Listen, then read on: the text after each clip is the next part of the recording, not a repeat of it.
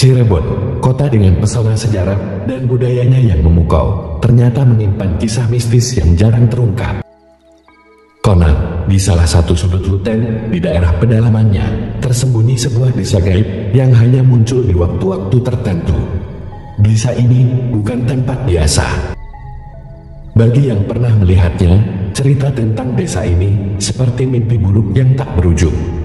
Beberapa kembali dengan trauma, tapi banyak yang menghilang tanpa jejak. Malam ini, mari kita simak sebuah kisah nyata dari seorang pemuda yang pernah memasuki desa gaib ini dan bagaimana hidupnya berubah untuk selamanya. Cerita ini dimulai dengan seorang pemuda bernama Rizal, seorang fotografer lepas yang hobi mencari tempat-tempat eksotis untuk proyek dokumenternya. Saat Rizal tiba di Cirebon, ia mendengar bisik-bisik warga tentang desa gaib yang hanya bisa dilihat oleh orang tertentu. "Jangan dekati desa itu, nak. Itu bukan untuk manusia biasa," ujar seorang kakek tua di warung kopi. Tapi bagi Rizal, cerita ini bukanlah peringatan, melainkan tantangan. Dia memutuskan untuk mencarinya sendiri. Bermodalkan senter, kamera, dan peta sederhana, Rizal mulai menyusuri hutan yang konon menjadi pintu masuk ke desa itu. Awalnya, perjalanan terasa biasa saja. Suara jangkrik, gemerisik dedaunan, dan semilir angin malam menemani langkahnya. Tapi semakin jauh masuk ke dalam hutan, suasana berubah. Udara terasa berat, pepohonan di sekitarnya tampak lebih besar dan rapat, hingga suara alam mendadak lenyap begitu saja. Di tengah kegelapan, Rizal melihat kerlipan cahaya merah yang samar-samar.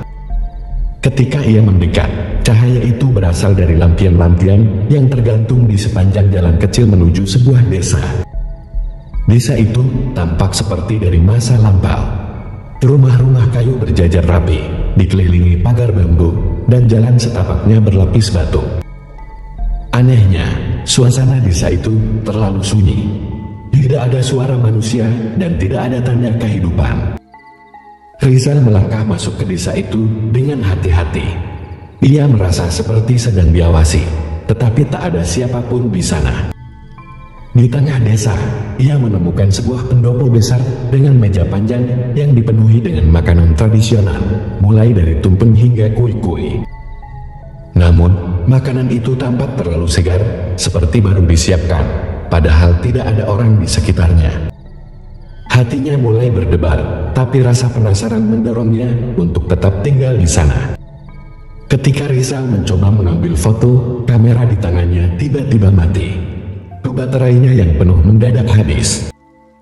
Saat itu juga, ia mendengar suara gamelan yang pelan, seperti dimainkan dari kejauhan. Suara itu membuatnya merasa ada sesuatu yang mendekat. Perlahan, dari sudut matanya, ia melihat bayangan sama berdiri di dekat salah satu rumah. Bayangan itu semakin jelas. Dan seorang wanita berbaju putih dengan rambut panjang yang menutupi wajahnya. Wanita itu berdiri diam, lalu melangkah perlahan mendekat. Rizal mundur ketakutan, tetapi saat ia menoleh ke belakang, sosok itu sudah ada di sana, lebih dekat. Wanita itu berbisik dengan suara serak, "Kamu tidak seharusnya di sini." Dengan panik, Rizal berlari keluar dari desa, tetapi jalan yang ia lalui sebelumnya kini berubah. Pohon-pohon besar tampak seperti melingkar, akar-akarnya menjalar di tanah seperti mencoba menahannya. Langit yang tadinya terang oleh bulan berubah menjadi gelap, dan suara-suara aneh mulai terdengar di telinganya seperti tawa kecil, bisikan, dan isakan tangis. Ia merasa ada sesuatu yang mengejarnya, tapi ia tidak berani menoleh ke belakang. Setelah berlari tanpa arah, Rizal akhirnya menemukan jalan keluar. Ia terjatuh di depan sebuah rumah warga. Warga yang menemukannya bingung melihat kondisinya. Rizal menggigil dan tampak kebingungan. "Ila, kamu kenapa? Kamu sudah hilang selama 3 hari," kata warga itu. Rizal terkejut. Ia merasa hanya beberapa jam berada di desa itu, tapi ternyata ia sudah menghilang selama berhari-hari. Setelah kejadian itu, Rizal tidak pernah lagi berani mendekati hutan di Cirebon. Ia bercerita kepada beberapa orang tentang apa yang ia lihat, tetapi banyak yang tidak percaya. Ia bahkan menemukan kamera yang ia bawa hanya berisi gambar hitam dengan jejak bayangan-bayangan aneh. Rizal yakin desa itu nyata, tapi bukan tempat untuk manusia biasa. Hingga kini, desa gaib di Cirebon masih menjadi misteri yang belum terpecahkan. Sebagian orang percaya, desa itu adalah tempat bersemayamnya arwah-arwah yang tidak tenang.